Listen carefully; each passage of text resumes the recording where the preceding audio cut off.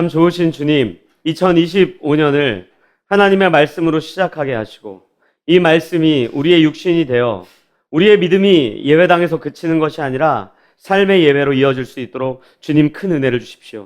예수 그리스도의 이름으로 기도합니다. 아멘. 여러분들 성경을 이렇게 쭉 읽다 보면요, 성경에 등장하는 인물의 그 이름 자체가 메시지가 되는 경우가 굉장히 많이 있습니다. 그래서 성경을 읽을 때 우리가 그 인물에 막 집중할 필요는 없겠지만 그 인물의 이름이 뭐지? 를 한번 고민해보고 좀 성경 사전이나 주석서들을 찾아보면 그 성경이 말하고자 하는 의미를 담아놓은 경우가 굉장히 많아요. 창세기를 읽다 보면 이게 아브라함과 사라가 등장하죠. 그 아브라함과 사라의 첫 번째 이슈가 뭐냐면 자녀가 없는 겁니다. 자녀가 생겼으면 좋겠는데 왜 자녀가 없지? 대를 이어야 되는데 왜 자녀가 없지? 근데 자녀가 안 생기니까 이제 거의 포기하다시피 하죠. 이렇게 나와요. 내 아내 사라는 경수가 끊어져, 뭐 이런 표현이 있습니다. 그러니까 더 이상 아이를 가질 수 없는 몸의 상태가 되었기 때문에 나이가 많아서 거의 포기한 상태에 이르죠. 그래서 선택한 방법이 뭐냐면 그 자기의 아내 사라의 몸종인 하갈과 동침을 해서 자녀를 얻는 방법이었어요. 근데 그때 하나님이 나타나시죠. 얘기해요. 자녀를 얻을 거야. 그때 아브라함과 사라가 보였던 반응이 뭔지 아십니까? 비웃습니다. 하나님 말이 됩니까? 지금 나도 나이가 많고 내 아내도 나이가 많은데 자녀가 안 생깁니다. 근데 어떻게 자녀가 생긴단 말입니까? 말이 안 되는 겁니다. 라고 이제 비웃죠. 아마 마음속으로 그랬을 거예요. 좀 일찍 나타나 주시지. 지금은 이제 불가합니다. 근데 진짜 참으로 그 말씀을 하신 이후에 약속 날짜가 되었을 때 아이가 생기고 아이가 태어나요. 그리고 그 아이의 이름을 뭐라고 짓는지 아세요? 이삭이라고 짓습니다. 여러분들 이삭의 의미가 뭔지 아십니까? 웃음이에요, 웃음. 웃다. 그러니까 어쩌면은 그 아이의 이름을 아브라함과 사라가 웃음이라고 하는 의미를 담고 있는 이삭을 딱 그 아이에게 붙여준 이유는 저는 크게 두 가지라고 생각해요. 왜요? 하나님의 약속을 신뢰하지 못했던 그 비웃음을 진짜 얻고 싶었던 자녀를 얻으면서 웃게 되는 본인의 신앙 고백에 담긴 이름이고, 그 사랑하는 자녀에게 이삭이란 이름을 정해주면서 야, 엄마 아빠가 과거에 이랬는데 신뢰하지 못했는데 참으로 전능하신 하나님은 그 일을 이루더라. 참으로 그 일을 완성하시더라. 참으로 우리의 비웃음을, 우리의 수치를 진정한 기쁨으로 바꿔주더라. 라는 의미로 이삭이라고 칩니다. 그렇기 때문에 우리가 이삭 그러면 웃음. 우리의 인생 속에 수치와 부끄러움과 하나님을 신뢰하지 못하는 그 못난 우리의 모습을 진짜 기쁨으로, 진짜 웃음으로 바꿔주시는구나 라는 의미가 그 이삭이라고 하는 이름 안에 담겨 있습니다. 또 이 룻기를 보면은 이 어머니 한 명이 나오죠. 그 이름이 나오미예요. 그 나오미라는 이름이 뭐냐면요, 기쁨이라는 뜻입니다. 나의 기쁨. 진짜 참으로 좋은 기쁨.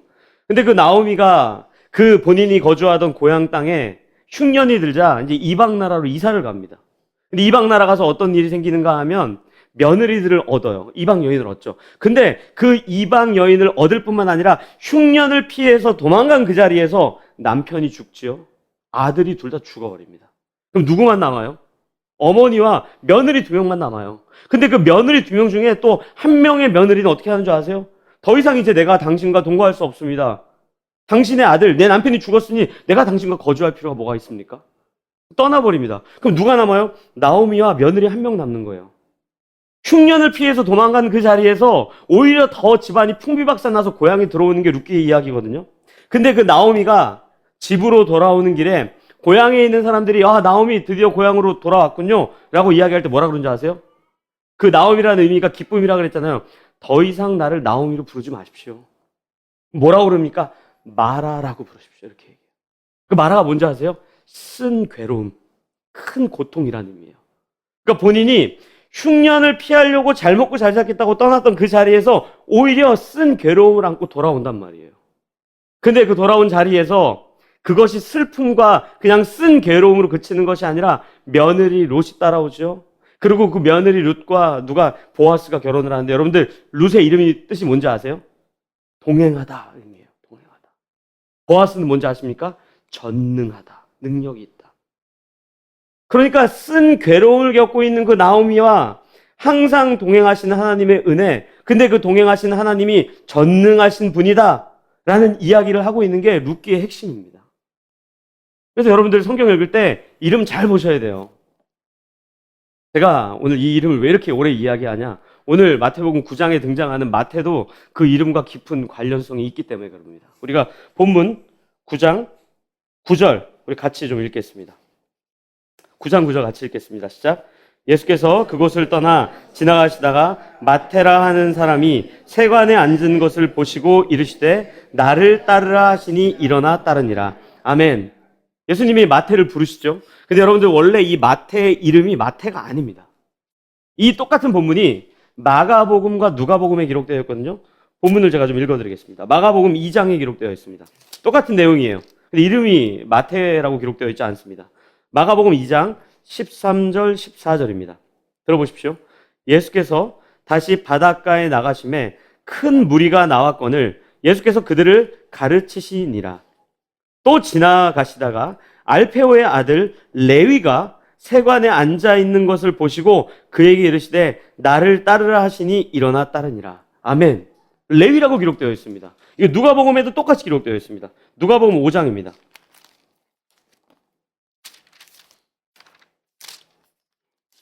누가복음 5장 27절입니다. 들어보십시오. 그 후에 예수께서 나가사 레위라 하는 세리가 세관에 앉아 있는 것을 보시고 나를 따르라 하시니. 아멘. 다른 복음서에는 마태라고 기록되어 있지 않고 레위라고 기록되어 있어요. 왜냐하면 원래 이름이 레위였기 때문이에요. 굉장히 상식적인 퀴즈를 하나 내보겠습니다. 이 부모님이 이 마가복음에는 이제 알페오의 아들이라고 기록되어 있는데 그 알페오의 가족들이 왜 자기의 자녀 이름을 레위라고 지었겠습니까? 어려우신 것 같은데 더 쉽게 예를 드리겠습니다. 저의 첫째 아이가 온유입니다. 제가 왜 그 아이의 이름을 온유라고 지었겠습니까? 이 풍진 세상, 이 힘겨운 세상, 야, 절대로 마음 약하게 먹으면 안 돼. 뭐 다 필요 없고 너만 잘 먹고 잘 살아. 절대 온유하게 살면 안 돼. 망할 거야. 절대 온유하게 살면 안 돼. 그리고 네 이름은 온유야. 이건 말도 안 되는 거죠. 왜 온유라고 지었어요? 온유하게 살길 바라는 마음이죠. 그러면 레위의 가족들은 그 자녀의 이름을 왜 레위라고 지었겠습니까? 레위인답게 살길 바라는 마음이었다고요. 여러분들 이 유대인들 사이에서 레위인은요 어떤 사람들인가 하면 하나님과 그 무엇보다 가까이 있었던 사람들이에요. 심지어 구약 성경을 보면 레위 지파 사람들은 노동을 하지 않습니다.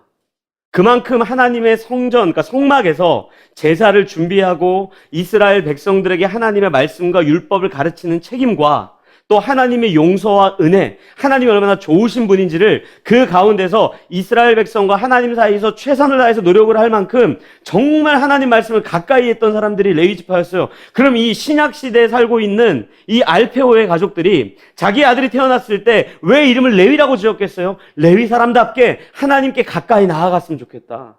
하나님과 가까웠으면 좋겠다. 하나님의 은혜대로 살았으면 좋겠다. 우리 그런 마음으로 자녀 이름을 짓지 않겠습니까? 근데 그 레위가 지금 앉아있는 자리가 마태복음 이 9장에는 뭐라고 기록되어 있습니까? 세관에 앉아있다라고 기록되어 있어요. 직업에는 귀천이 없죠. 이때는 있었습니다. 여러분들 이때 당시에 세리들은요, 그냥 단순하게 돈을 가장 많이 버는 직업이기 때문에 나는 돈을 잘 벌 거야. 이런 정도의 개념이 아닙니다. 복음서를 보면요, 세리와 함께 꼭 등장하는 한 명의 캐릭터가 있습니다. 그리고 그 두 캐릭터를 싸잡아서 뭐라 그러냐면 죄인이라고 이야기해요. 창기와 세리예요. 왜 그런가 하면 그때 당시에 세리는요, 단순하게 그냥 돈을 많이 버는 직업이 아니라 유대인들의 피를 막 빨아서 본인의 주머니를 풍족하게 만들고 나만 잘 먹고 잘 살아 된다는 그런 내용을 갖고 살아갔던 사람들이 세리라고요. 로마의 권력에 힘입어 심지어 그 세리의 자리를 얻기 위해서 누군가와 다투고 싸우고 돈을 주고 사는 그 자리에서 유대인들의 정말 혈세를 받아서 본인이 잘 먹고 잘 살던 사람이라고요.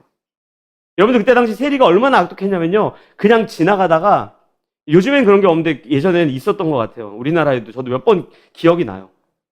제가 그랬다는 건 아니고요, 불신검문이라는 거를 막 합니다.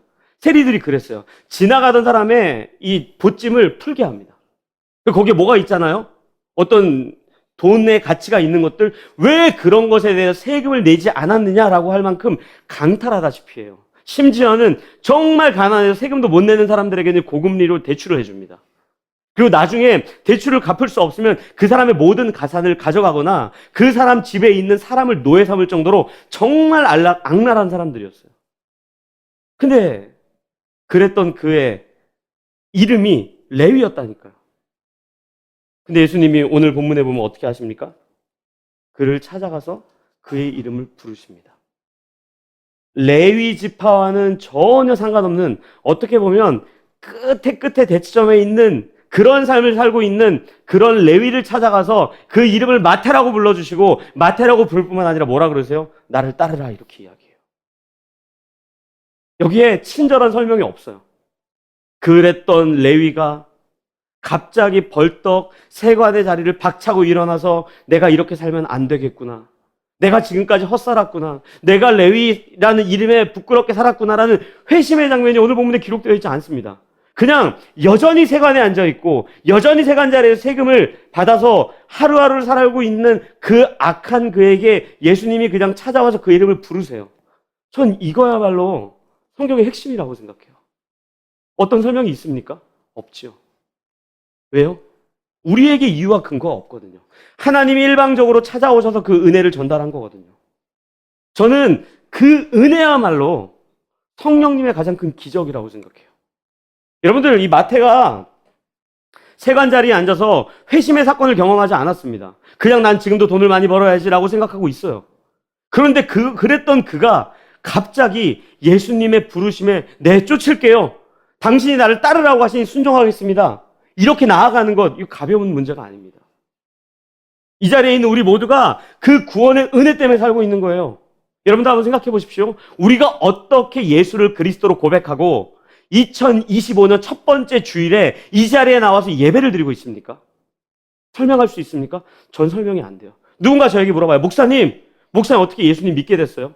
저는 모태신앙이고요, 어렸을 때부터 교회는 다녔어요. 아니, 그런 거 말고요, 어떻게 진짜 예수가 그리스도라는 고백을 하게 됐습니까? 설명할 길이 없습니다. 저도 모르겠어요. 그냥 어느 순간 예수님이 진짜 믿어져요. 그리고 그분이 나를 찾아오셨다는 그 은혜 알겠는 거예요. 그리고 그분을 위해 살고 싶은 내 마음이 내 안에 있지, 거기에 어떤 과정이나 어떤 사건이나 어떤 특별한 경험이나 아니면 어떤 테크트리를 막 타가지고 이렇게 됐더라, 이런 내용이 전혀 없습니다. 저는 근데 그게 성경에 나와 있는 은혜를 가장 잘 설명하는 성경의 방법이라고 생각해요. 저는 2025년을 시작하며 죄인된 자리에 앉아있는 우리의 이름을 부르시고, 불렀을 때 기꺼이 그분의 손을 잡고 내가 당신의 백성답게 살겠습니다 라고 다짐하는 말도 안 되는 그 은혜, 그 기적이 2025년 우리 인생 속에 일어났으면 좋겠습니다. 마태가 그걸 경험한 거예요. 그래서 여러분들, 레위인처럼 살아야 되는데 전혀 그렇게 못 살잖아요. 근데 예수님께서 왜 그 이름을 마태라고 이야기하는 줄 아십니까? 여러분들, 마태의 뜻이 뭔지 아세요? 하나님의 선물이란 뜻이에요. 선물. 자격 없는 그에게 주어진 선물, 나에게 근거가 없는 선물. 그래서 마태가 오늘 그 말도 안 되는 자격 없는 자신을 찾아오신 그 예수님의 은혜 때문에 그 다음 하는 일이 뭔지 아세요? 10절 11절 우리 같이 읽도록 하겠습니다. 10절 11절입니다. 시작. 예수께서 마태의 집에서 앉아 음식을 잡수실 때 많은 세리와 죄인들이 와서 예수와 그의 제자들과 함께 앉았더니 바리새인들이 보고 그의 제자들에게 이르되 어찌하여 너희 선생은 세리와 죄인들과 함께 잡수시느냐. 아멘. 마태가 했던 행동이 뭡니까? 본인 집에 사람들을 초대합니다. 근데 여기 보면은 세리와 죄인들, 구분을 짓고 있단 말이에요. 그러면 세리라고 하는 사람들, 친구들일 거 아니에요, 동료들일 거 아니에요. 그 사람들만 초대하는 게 아니고 죄인들, 정확히 기록되어 있지는 않지만 아마 거의 대부분의 신학자들이 똑같이 이야기합니다. 창기들, 범죄자들, 이방인들. 여러분들, 돈이 최고인 사람은요 절대 자기 집에 초대해서 밥 먹이지 않습니다. 왜요? 나랑 관련이 없는데 뭐하러 밥 먹여요? 내 비즈니스에 이익될 게 없는데 뭐하러 초대합니까? 돈만 나가죠. 우리 집 지저분해, 우리 집 이상한 사람 드나들었다는 소문 별로 나는 달갑지 않아. 내가 왜 내 돈 써가면서 사람들을 초대해? 근데 왜 마태가 그렇게 사람들을 초대해서 함께 음식을 나눕니까? 죄인된 자신을 찾아오신 그 은혜, 그 기쁨을 나 혼자 누리는 게 아니고 함께 누리고 싶기 때문에 그런 거예요. 전 진짜 은혜를 경험한 사람들의 특징이 기뻐한다는 겁니다. 근데 그 기쁨이 그냥 나 홀로 기쁨입니까? 아니에요. 함께 기뻐한다는 거예요. 누가복음 15장을 보면요, 잃어버린 양을 찾았을 때, 잃어버린 동전을 찾았을 때, 집 나갔던 둘째 아들이 들어왔을 때 똑같이 반응하는 게 딱 한 가지 있어요. 우리가 함께 기뻐하자. 마태는 그 기쁨을 알았던 거예요. 왜요? 본인이 얼마나 심각한 죄인된 자리에 있었다는 걸 알았기 때문에, 자신을 부른 이유와 근거가 본인에게 없고 저분이 일방적으로 나를 사랑하셨다는 것, 그걸 알았기 때문에 그 기쁨을 맛볼 수 있는 것이죠. 죄송하지만요, 예수 믿으면서 우리가 왜 기쁨을 조금씩 빼앗기고 살아가는지 아십니까? 내가 얼마나 심각한 죄인인지 모르기 때문에 그래요. 목회자가요, 목회하는 일이 기쁘지 않는 이유가 뭔지 알아요? 나에게 목사 될 만한 이유가 있기 때문에. 근데 진짜 내가 얼마나 심각한 죄인이며 자격이 없으며 구원받을 만한 이유와 근거가 전혀 없는데, 그럼에도 불구하고 나를 신자 삼아주시고 거룩한 성도로 빚어가시며 목회를 할 수 있는 은혜를 주셨다는 걸 깨달았을 때요, 왜 기쁨이 없겠습니까? 얼마나 크게 기쁘겠어요.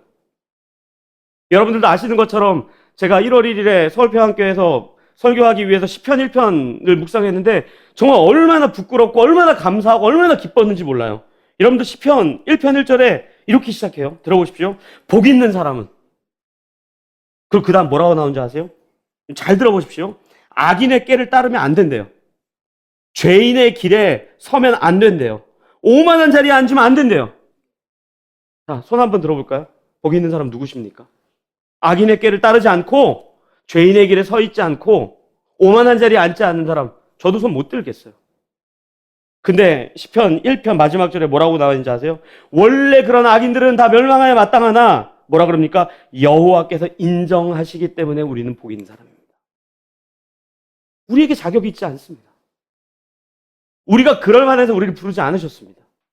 그렇기 때문에 기쁜 거죠. 그렇기 때문에 감사한 거죠. 근데 만약에 우리에게 자격이 있다고 생각하면 기쁘지 않을 거예요. 우리가 그럴 만한 근거가 있다고 생각하면 내가 당연히 집사지, 내가 당연히 권사지, 내가 당연히 장로지, 내가 당연히 목사지, 선교사지, 전도사지, 내가 당연히 그럴 만한 사람이지, 그렇게 하기 시작한다면요, 우리 인생 속의 기쁨은 완전히 다 사라질 거예요. 그래서 오늘 본문 마태복음 9장 뒷부분에 보면요, 바리새인들이 그러는 거예요. 세리와 죄인들을 만나주신 예수 앞에 기쁨이 없습니다. 오히려 정죄합니다. 어떻게 저 죄인들과 함께 먹을 수 있습니까? 어떻게 저 죄인들과 함께 기뻐할 수 있습니까? 그러면서 나오는 문제가 오늘 본문에 나오는 금식 논쟁이라고요. 왜요? 바리새인들에게는 이유와 근거가 있거든요. 나 금식 많이 합니다. 얼마나 많이 하는지 모릅니다. 저 이방인들은, 저 죄인들은 금식 안 하죠. 저 이방인들은, 저 죄인들은 기도하지 않죠. 저 이방인들은, 저 죄인들은, 저 세리들은 구제하지 않죠. 나는 합니다. 바리새인들의 마음속에는요, 죄인된 자리에 앉아있는 부르신 하나님의 목적과 은혜가 아니라 그것이 죄인의 자리가 아니고 의인의 자리에 앉아있다고 착각하고 있는 거예요. 그러니까 기쁨이 없는 거예요. 왜요? 누군가를 볼 때 나보다 못하는 게 보이거든요. 나는 잘하고 있는 게 보이거든요. 난 예배 잘 드리니까 난 당연히 구원받는 게 마땅해. 난 헌금 생활 잘하니까 난 당연히 구원받는 게 마땅해. 나 예배 안 빠져. 나 선교도 갔다 왔어. 나 목사야. 나 선교사야. 그러니까 당연하지. 여기에 빠지는 순간 우리에게 기쁨을 빼앗길 뿐만 아니라 수많은 사람들과 함께 기뻐하지 못할 뿐만 아니라 수많은 사람들을 판단하고 정죄하는 자리까지 갈 수밖에 없는 거죠. 전 이 기쁨이 우리 라이프교회 가족들에게 회복됐으면 좋겠어요. 그 기쁨의 회복의 시작은요, 내가 얼마나 심각한 죄인이라는 걸 깨닫는 겁니다. 여전히 오만한 자리에 앉아있고 죄인의 길을 걷고 있으며 악인의 꾀를 마치 지혜인 것처럼 사용하고 있는데, 그럼에도 불구하고 성령님 내 안에 내주하고 계셔서 나를 조금씩 그리스도인답게 빚어가시는 그 은혜 앞에 섰을 때 비로소 나의 자격 없음과, 그랬을 때 비로소 위로부터 주어지는 은혜, 하나님의 은혜를 우리가 경험하게 되는 겁니다. 그래서 여기서 이제 이 마태복음 뒷부분에 보면 그래서 금식 가지고 논쟁이 막 일어나는 거예요. 근데 여러분들 이 금식 논쟁을 질문한 사람들이 바리새인들이 아닙니다. 누군지 아십니까? 요한의 제자들입니다. 우리가 본문 14절, 15절을 같이 읽도록 하겠습니다. 14절과 15절입니다. 같이 읽겠습니다. 시작. 그때 요한의 제자들이 예수께 나와 이르되 우리와 바리새인들은 금식하는데 어찌하여 당신의 제자들은 금식하지 아니하나이까? 예수께서 그들에게 이르시되 혼인집 손님들이 신랑과 함께 있을 동안에 슬퍼할 수 있느냐? 그러나 신랑을 빼앗길 날이 이르리니 그때에는 금식할 것이니라. 아멘. 바리새인들이 질문하지 않습니다. 요한의 제자들이 질문합니다. 굳이 나누자면 요한의 제자들은요, 예수님 편이에요. 질문하는 거예요. 근데 그 질문에 대해서, 이 금식에 대해서 예수님이 답변을 해요. 바리새인과 제자들에게 똑같이 답변합니다. 먼저 요한의 제자들이 물어보잖아요. 왜 금식 안 합니까? 그랬더니 15절에 뭐라고 나오는지 아세요? 예수님 읽었던 것처럼 혼인집 손님들이 신랑과 함께 있을 동안에 슬퍼할 수 있느냐? 그러나 신랑을 빼앗길 날이 이르리니 그때에는 금식할 것이니라. 아멘. 이걸 정리하면 그게 뭔지 아세요?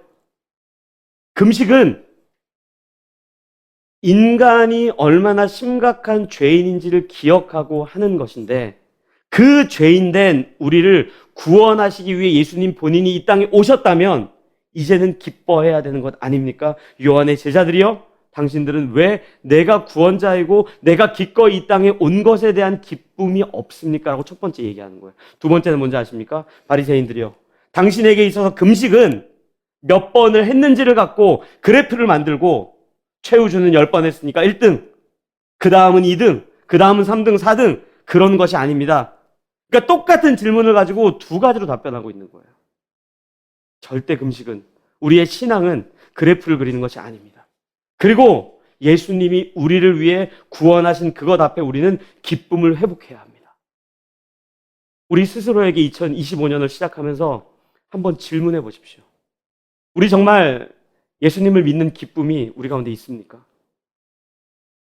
아니면 바리새인처럼 그래프를 그리고 내 그래프와 상대방의 그래프를 비교해 가면서 내 스티커와 상대방의 스티커를 비교해 가면서 내가 쌓은 마일리지와 상대방이 쌓은 마일리지를 비교해 가면서 나는 당연히 의인의 자리에 있지만 너는 아니야.